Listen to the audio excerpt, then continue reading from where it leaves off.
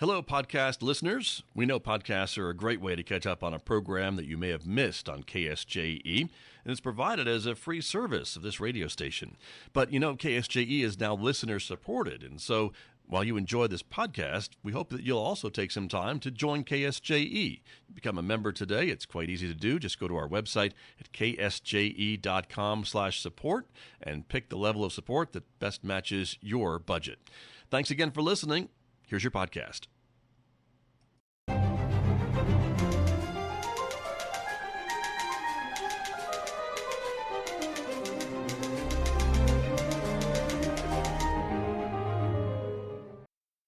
Welcome back to Right on Four Corners. I'm your host, DelSheree Gladden. I'm a USA Today bestselling author of over 30 published novels and a 9th grade English teacher. And I'm also fighting a cold or something, so I sound a little froggy, and I apologize for that. On this week's episode, I have Misty Pulsipher, and she's going to be talking about the main book that I got to read was Mansfield, but she writes Austen retellings. So we're going to be discussing that and that process. Misty, go ahead and introduce yourself. So I'm Misty Pulsipher. As you said, I work full-time as a counselor for my church. So that's what I do when I'm not writing. I'm originally from Utah, but I've moved all around. My family's lived in California, Maryland, New Mexico is where we are now, and Utah. So we've kind of moved all around. I've always written, but I started writing Jane Austen retellings. My son, who's now almost 17, was a baby, so probably a good 15, 16 years ago. And it's just kind of evolved into what it is now. We'll just kind of dive in. There's a lot that we can talk about. But I wanted to start with the book that I had the opportunity to read was Mansfield. And this was one I actually had never read Austen's book on this. So I was like, wait, which one is this? So that was kind of fun because I think I've read just about everything else, but this was neat to look it up and kind of see what the original book was about and then look at your version of it. So this retelling, whether fairy tales or folklores or a well-known author like Jane Austen, is a popular genre. Very, yeah. How do you approach it? Because I feel like everybody takes a different style or different way of looking at doing retellings. Sometimes people just put it into the modern times, but keep the majority of the story in place. Or maybe, twist it into something new, take it in a different direction, different ending, that sort of thing. So tell us a little bit about what the original story is and how you adapted it or changed it to make it your own. Okay. So first of all, one of the reasons I chose Mansfield Park is because it's not as well known. My first one was Pride and Prejudice that I did, and everybody knows that's been redone so many times, both on the screen and now that the public domain has opened on her stuff, also, retellings in literature. And so one of the things I loved about Mansfield Park was it was not as well known. I feel like I like to keep major plot points of hers, but definitely want it to feel like it's my own. So one of the main differences, I guess, is Fanny Price is who she is in Jane Austen's version. She is Edmund's cousin, and so she does get sent to live with his family because her family can't afford her anymore. They did that back then. Weird. We'd never really do that today, but they gave kids away all the time. So that's kind of what happened. So technically they're cousins, and in today's world that doesn't work. Obviously, first cousins. So one of the biggest challenges was coming up with, how can these two grow up together but not be blood relatives, and how does that seem realistic? So that was kind of what I did with that. One of the biggest challenges for adapting Austen to current times is the technology. We rely on technology heavily, right? We're always texting, doing all the things. And so back in Jane Austen's time, they wrote letters or they showed up at the door, and that's kind of how people communicated. And so it's been a challenge bringing that in, but it's also allowed me to do some other things with it that she didn't have access to back then. The other thing that's pretty difficult adapting is that in Jane Austen's time, people were either in the trade class or they were a gentleman, so they didn't work. They just had an estate and they sat around all day and did embroidery. It's been a challenge to try and incorporate livelihood into my stories and make those also seem realistic without it taking over it takes over our lives today, our work. That's definitely a hard one to balance in real life. But yeah, also in fiction. I think in a lot of genres where it's not mystery or detective, where the job is a major factor of the story, it's like with a lot of other things, real life stuff gets in the way. Like, how do we not have to, be at work and Yeah. things like that? Yeah. And that is an interesting challenge that you bring up of such a different type Yeah, of one of my characters society. is a teacher, Mm. like you, right? So I did a summer book, and that meant she was off for the summer. So that one worked, but I can't make everyone a teacher. So, True. You got to keep the variety going. hmm But yeah. I want to dig into a few of those that you mentioned a little bit more. But first, since Mansfield Park is one of the less well known Austen novels, give our listeners just a brief overview of the storyline so they kind of know Okay. what we're talking about once we get into it. Jane Austen storyline, right? Her original. Yeah, and then we'll talk about Okay. we'll dive into a little bit more some of Sure. the changes. Okay. Awesome. Yeah. So Mansfield Park is actually my favorite one of hers, and that's odd because again, it's not that well known. But Fanny Price is a little girl that grows up in a home with lots of kids. They're poor. Dad is always drinking, and he pretends like he's a gentleman without work, but he's actually not. So he's just doesn't support his family. So Fanny Price's mother is her two sisters live on an estate, and one of them married better, quote unquote, for money, and Fanny Price's parents married for love, quote unquote, again, love. And so, they decide to take the sisters decide to take Fanny off of their hands because they have so many kids, they can't afford everybody. So she comes to Mansfield Park as like a 9, 10-year-old, something like that, and it's very cold and imposing. The Bertrams, who are her aunt and uncle, have two older girls of their own. They're very kind of snooty and whispering about her and all the things when she gets there, and it's completely different from home, what she's used to. And so Edmund is the older cousin, and he's the one who befriends her, and they become really close, best friends. And of course, Fanny is in love with him for her whole life. He doesn't realize that at first. So that's kind of the beginning of it. And then there's a brother and sister who move in next to the Bertram estate, and Edmund falls in love with this very eyelashy, she knows what she's doing, knows how to flirt kind of situation, and poor Fanny has to watch that. And meanwhile, there's kind of shenanigans going on between the other two Bertram girls, so the stepsisters, for all intents and purposes, or cousins, I guess. So it kind of goes through that, and it's really, as you see her, she's basically treated as the help, except for Edmund. So when this new brother and sister come into the story, it kind of turns everything topsy-turvy. She does end up going back to her parents' home at one point and sees that, wow, I really don't fit in here. I have been raised in luxury, really, since she went to her aunts and uncle. Even though she's treated as kind of the help, she still can't fit back into that life with her parents. And so things happen, and eventually the brother and sister kind of get tangled up and get caught doing some things, and Edmund comes to his senses. And I don't know if you want me ruining the ending, but it's a good ending for Fanny and Edmund. Yeah, we'll let readers discover that part of it Yeah, on their own. yes. But yeah, so let's talk about some of the adjustments and changes that you made going through and Mm-hmm. writing Mansfield. Obviously, it's more in the present day, Mm-hmm. and we're adapting to what life is like in today's world, which is not, like you Mm-hmm. said, just being ladies and gentlemen. That's Yeah, not a profession anymore for most right. of us, I guess. Mm-hmm.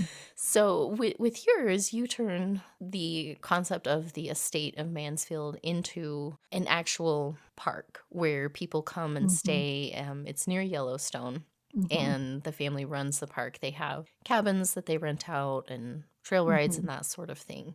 Tell me about your development of that setting and where the similarities were for making a lot of the elements of the original story work in this Mm-hmm. modern setting.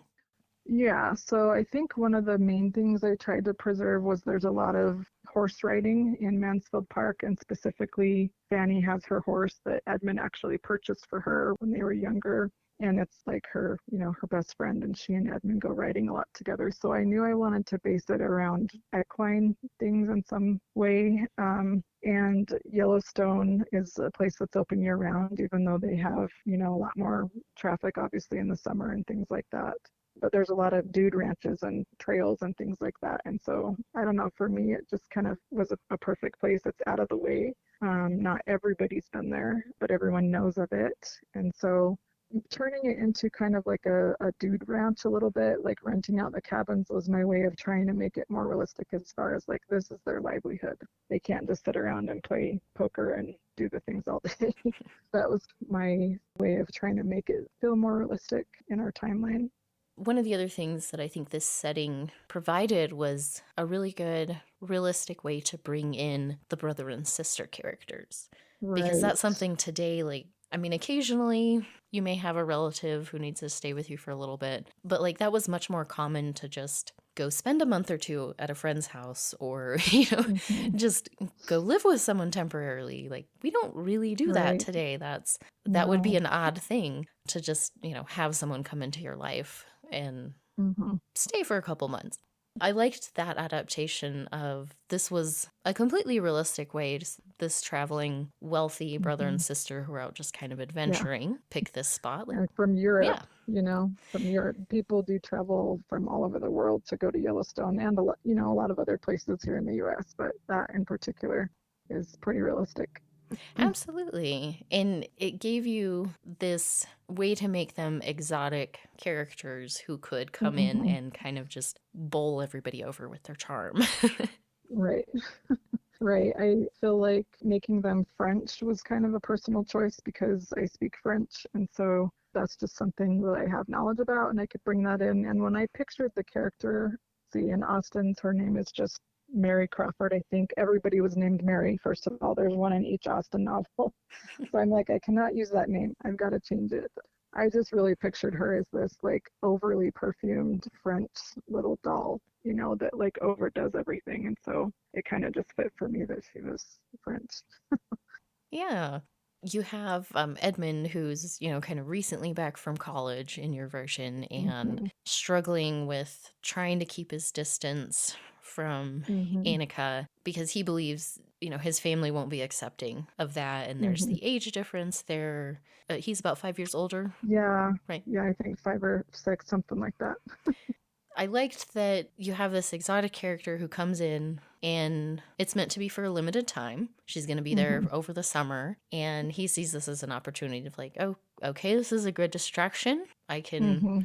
keep my distance, but he seems like he's kind of isolated himself from dating, from Hmm. really immersing himself in some of those young early 20s kind of activities, Right. and it doesn't go quite how he planned as far as that. Hmm. Which was another part I wanted to talk to you of developing Hmm. characters. You're starting with the base characters from Austen, Hmm. but you're also adding to, taking away, adjusting to develop characters that work in your version of the story. So Right. what was that like? What was that process? Because I think Edmund especially is an interesting one because you're trying to balance his youth and some Hmm. of that, like he's kind of starstruck and gets in a little Right. over his head, but he also has this very mature, caring side of him and his desire to protect and take care of Annika. So tell me a little bit more about how you worked from the characters in Austen and then adapted them to your story.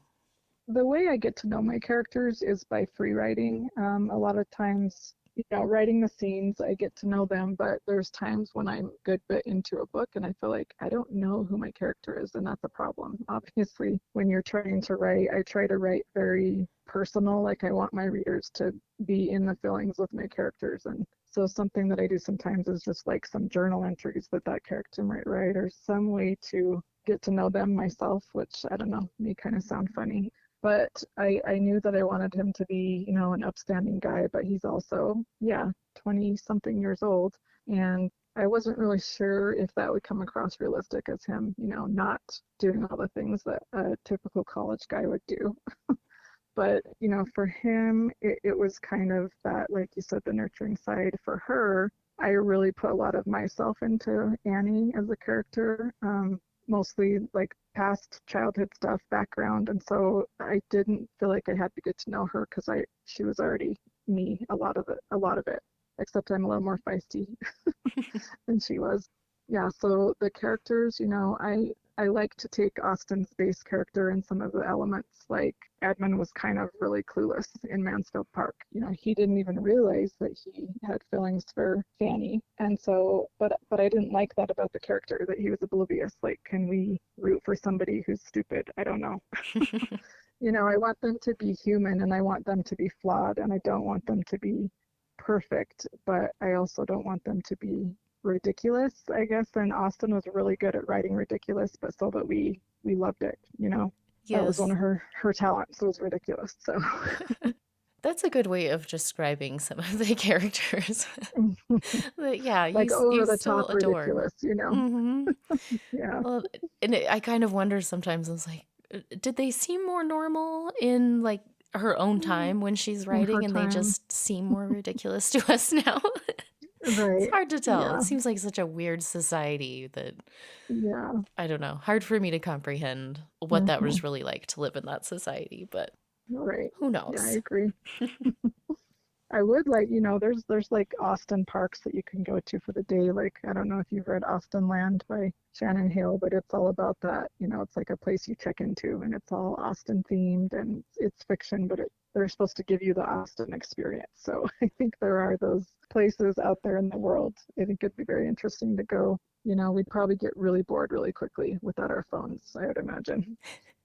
Probably. That is probably the biggest challenge of that existence for us, like to go back Hmm. to and being like, we don't have any of the things that keep us on Hmm. track or entertain us. Like, what do we do? Yeah.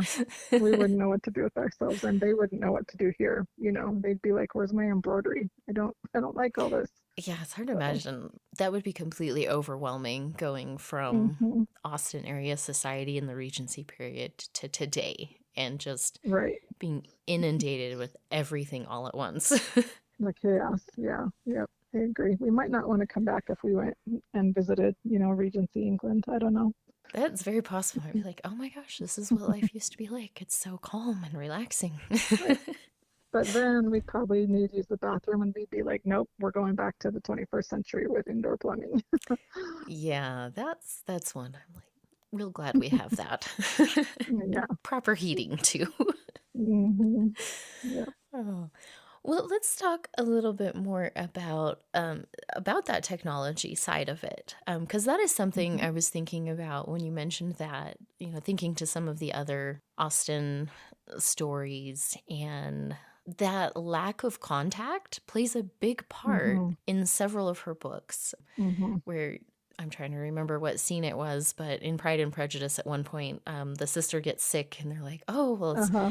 it's too far to ride back on horse. You should just stay here for a couple of weeks." And it's like Right. now Which it'd would be not happen. ridiculous. Be like, "Oh, Right. she caught a cold. We're just gonna keep her at our house for the next week." Be like, Right. "What? Yeah. Give me my kid back." Yeah. Yeah, yep, I agree. It's different. Yeah, it definitely poses just a challenge, and especially in the relationship development between the characters, right? I mean, take Pride and Prejudice, for example. There's lots of like romantic tension when their eyes lock across the ballroom and they haven't talked in how long. Like, we don't get that because we text, let's be honest. Hmm. Or we call or whatever. And so it does, to be realistically modern, it has to be in there somewhere. But I try to use it to, I don't know, enhance the relationship arc or things like that. But it's a challenge for sure. Well, there's certain elements where, because you have Edmund's been off at college at the beginning of the book. Hmm. He comes home early to be able to participate in Annie's graduation and be there to support her. And Hmm. like we do get the sense that yeah, there's been texting back and forth, like they've stayed in contact, but Hmm. for two people who are as close as they are, like it's just not Right. quite the same. And Yeah. I did like that element of they're in contact because it would have been unrealistic for, in in today's world to Right. be like, oh, you left for Yeah. college. Oh, we'll And I see you didn't see again you in for 4 6 years. months. Yeah. Right. Yeah. Yeah. Only getting that time. So yeah, they are in contact, Hmm. but you built this really close relationship where texting, calls here and there when they had time, like it's not enough and it's not Hmm. the same connection that they're used to. So there is this longing between them, even with Edmund, who, isn't quite to the point of being able to understand the depth of his feelings and the direction he wants to take it. He Right. still misses her presence and needs to be near her and make sure she's okay and be involved in her life. And Right. I thought that was a good adaptation of dealing with, yes, we have the technology to stay in contact today, Hmm. but for this particular couple, like it was reasonable that that wouldn't be sufficient, that there would still be that deep sense of missing and Right. wanting to be back in the physical presence of the other person. Yeah. Well, thank you. I tried. You did a lot of things that I really enjoyed the change that you made. Okay. Because you stayed pretty close to the original storyline as far as, like you said, like the Hmm. major story points. Yeah. Glad you changed that they weren't first cousins. That I that's mean, kind some of a people weird might think one to that's do hot today. if you've Yeah. got like a flowers in the attic vibe going, but yeah, I was like, ew, it's too icky. I can't. Yeah, it's like, no, let's just stay away from that one. But it was really neat to see your take on it and how you adapted elements of the characters, like Edmund not being quite so, head in the clouds about everything. Hmm. He still had that Just a little bit. youngish, yeah, Yeah. 20 something year old guys, they girls Yeah. too, but Yeah. he's swayed and a little bit Hmm. off in La La Land in ways that it's like, yeah, I could Yeah. see a early 20s something doing that. Right. Yeah. I mean, awkward, right? Like, let's face it, sometimes we just don't have the social skills today Yeah, because of technology, right? So I don't know, yeah. maybe he's a late bloomer a little bit, I guess. That's kind of how I saw that. Well, and I think the closeness of the relationship you built between Edmund and Annie, he really, I think, kind of shut out a lot of those other social aspects because he was so Hmm. focused on taking care of her and being there for her and overly investing in that Hmm. relationship to the point of, nobody else really occupied that much space in his mind, which Right. you saw in some of his mannerisms and his lack of thought in certain areas of like, oh, wait, like, yeah, that was a hurtful thing to do. Like, he didn't think about it in the Hmm. moment Right. because he hasn't had that practice of being in other relationships and realizing Right. how much something little, like at one point in the book, he takes the girlfriend, the summer girlfriend. Marcella. Yes, up to Mm. a loft area that's special between him and Annie, and Yes. he's kind of, doesn't think about it in the moment. He's showing her Hmm. around and they're going and, visiting different places and Hmm. things like that where it's like in his mind in the moment he's with Marcella or he's with another Hmm. family member or something and he Right. doesn't think through how much of an impact that's going to have on someone else. And I thought Right. that that Because, did show that isolation socially. right. Yeah. I mean, he is very focused on her. I think I wrote something like, as a kid, he was just, he got to be like a caretaker because he technically was the baby brother of, the two, not the youngest kid in the family, but his sisters were, pretty independent and kind of just had their own little clique. And so for him, it was an opportunity to take care of somebody. And of course, for Annie, like he's her whole entire world completely. And so, yeah, I kind of liked the dynamic of we've grown up together, so it's almost like a forbidden love, but it's not actually forbidden again because they're not family. I don't know, that kind of dynamic really appeals to me. Like we know each other inside and out, but now we're falling in love and it's new and all the things. So, Yeah. Well, and that itself, presents some unusual relationship challenges hmm. where they have grown up together. They do know each other on a certain level Hmm. extremely well. But Right. that kind of complicates actually taking those steps into a romantic relationship because they Right. have so much history together. Yeah. So much of their experiences, especially from Amy's point of view, there's Hmm. special places, there's special traditions, there's, songs, there's little things that Yeah. they have so much history built into that she has a really hard time seeing outside of that. Hmm. And Yeah. that causes some problems with The just the newcomer. relationship. Yeah. Dealing with some of Yeah. those feelings that she's never had to deal with before, and then figuring Yeah. out who she is as an individual Right. because she spent so much time being Edmund and Annie. And that's a Right. really hard thing to navigate.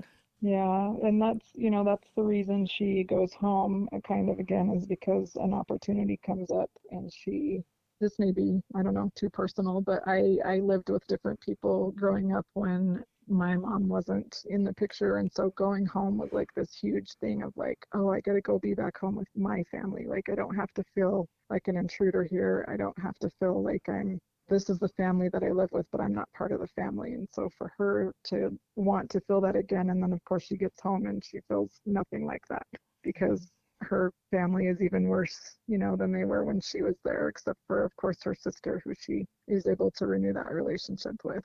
Well, I'm just looking at the clock and realized we're already just about out of time. So Oh, time flies we when had you're all having kinds of so much other, yeah, fun, right? lots more questions, but we'll leave those for future readers to Okay. dive into as they Yeah. hopefully go check out the book. But I did want Yeah. to ask, I know you're busy Hmm. with your counseling and family Hmm. and everything else, but I wanted to ask before we wrap up, do you have projects that you're working on right now, or are you taking a bit of a break?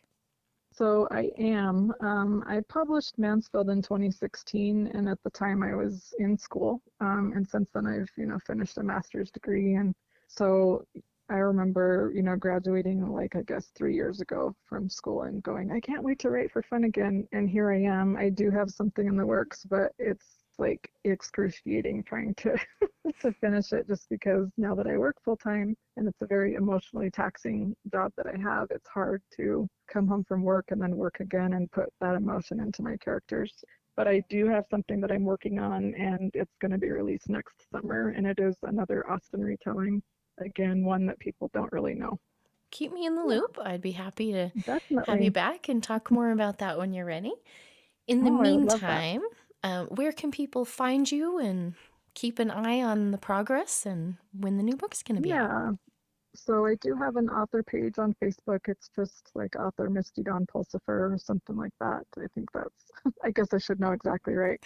But that's where I typically post when something's going to be released. My books are all available on Amazon in paperback and ebook.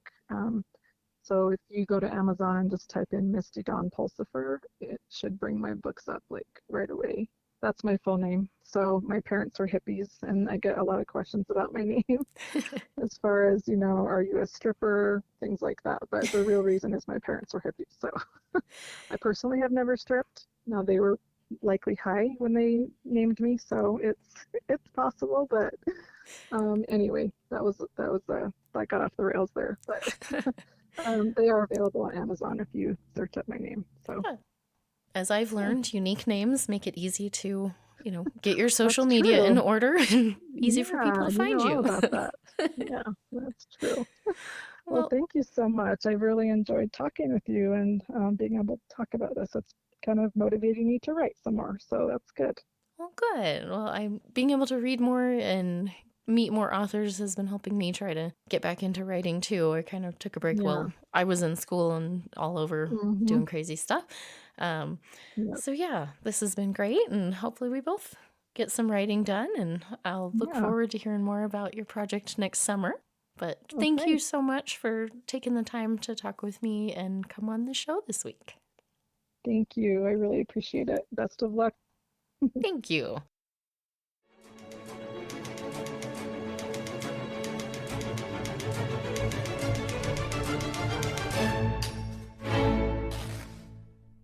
Did you enjoy that podcast? We hope that you did. And if you did, share it with your friends.